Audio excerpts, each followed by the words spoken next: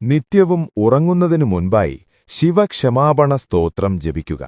പകൽ സമയത്ത് നമ്മൾ അറിഞ്ഞും അറിയാതെയും ചെയ്ത തെറ്റുകൾ മഹാദേവനോടേറ്റുപറഞ്ഞ് ക്ഷമ ചോദിക്കുകയാണ് ഈ ശിവമന്ത്രത്തിലൂടെ.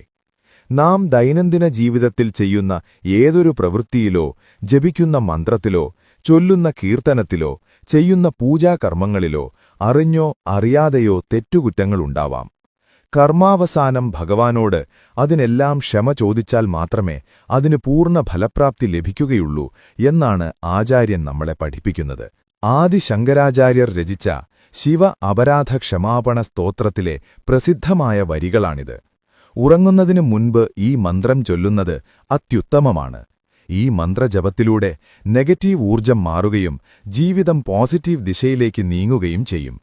മന്ത്രം: ഓം കരചരണകൃതം വാ കായജം കർമ്മജം വാ ശ്രവണനയനജം വാ മാനസം വപരാധം വിഹിതമവിഹിതം വാ സർവമേതത് ക്ഷമസ്വ ജയ ജയ കരുണാബ്ധേ ശ്രീ മഹാദേവ ശംഭോ.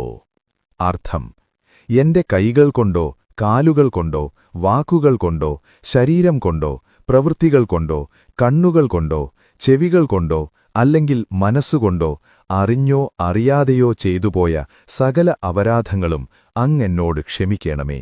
മഹാദേവ ശംഭോ, അങ്ങ് വിജയിച്ചാലും.